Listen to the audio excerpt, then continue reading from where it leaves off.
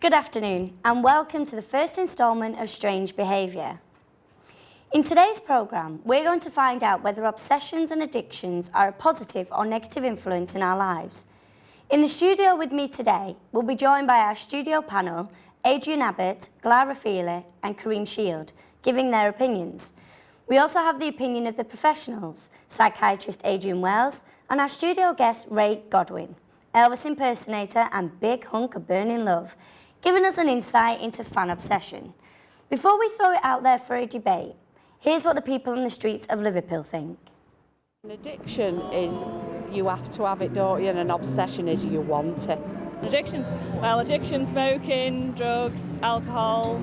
Sex, you can be addicted to sex. You would automatically think of narcotics and drink and drugs and that kind of thing. Obsession is when you love it. But addiction is like, I need it.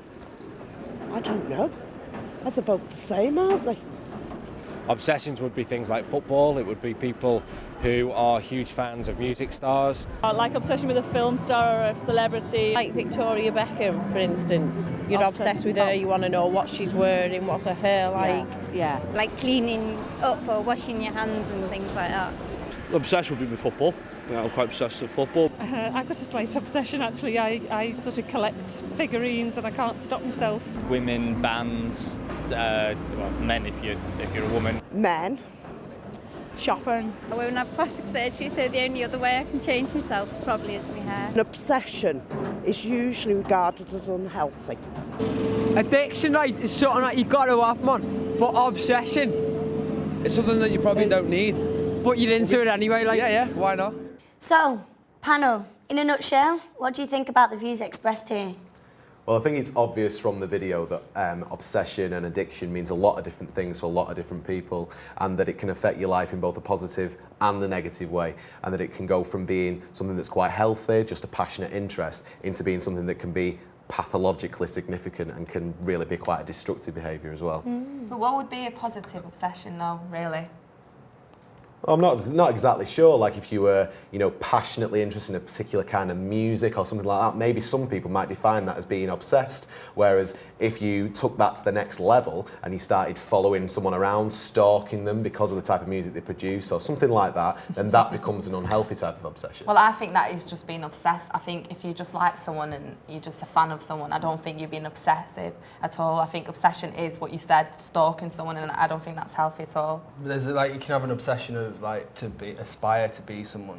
Like a lot of young children and girls aspire to be like this person and they become obsessed with them.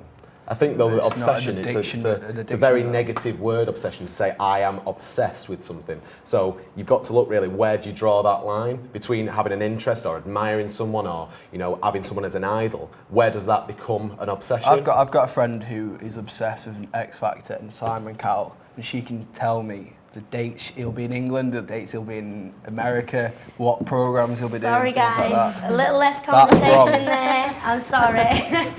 We need to move on to our first guest, which is Ray Godwin, Elvis impersonator. But first, take a look how Ray transforms into the hound dog himself. Elvis ain't dead. He's alive and well, living in Rosendale. But don't tell anyone. That's right, baby. Elvis is coming to your town. Can't understand me when everything I do is wrong. You give me hope and consolation. You give me strength to carry on. And you're always there to lend a hand in everything I do. That's the wonder of you.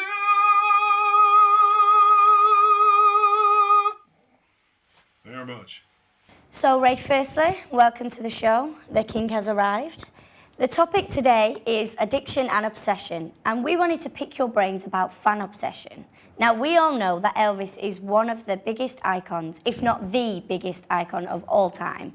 So what do you think is so appealing about Elvis, even though he's been dead for 31 years? Well, I think his original fan base are perhaps a dying breed themselves, but they've had children, and perhaps it's nostalgic for them children to hear the old songs, the old rock and roll music. The movies are still rerun regularly, and you'll hear the songs on the radio. So there's a huge industry, and it's probably an expanding fan base. Okay, and how did you become a Elvis impersonator? Well, I've been singing for about 25 years. I was performing in a restaurant, and somebody said to me, "You sound a little bit like Elvis at times." So I like a challenge, so I decided to start my own tribute act. Fantastic. And do you do it for the love of the job or the love of the money? A bit of both, a bit of both. It's great fun, and I enjoy doing it, and I'd probably do it for nothing, but the costumes and things are very expensive, so you need to get some income to do it professionally. Okay. And tell me, what's your biggest highlight of your career to date? It's appearing on BBC's World's Greatest Elvis. It was really, really good at Television Centre, meeting all the celebrities and being on national television, so that's probably my biggest highlight. Oh, great. And I know there's a lot of Elvis impersonators around, so do you go to the conventions or do you mingle with the other impersonators? Yeah, I'm a member of the Association of Professional Elvis Presley Tribute Artists. Okay. There's a big convention in Blackpool every year. There's one coming up. I can't actually do it this year because I'm gigging, but it's a big That's it's a big good scene. reason not to go. Yeah.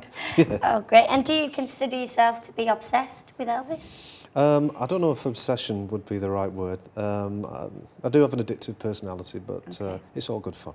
Fantastic. Well, sadly, we're going to have to move on, if that's all right, Ray. That's all right, Mama. And thank you very much for your time today. Could you maybe give the viewers one of Elvis's famous lines? Sure I can. It's been really nice to be here in England. Peace. Love you. Fantastic. Okay, so here are some clips of how the public perceive obsessions and addictions.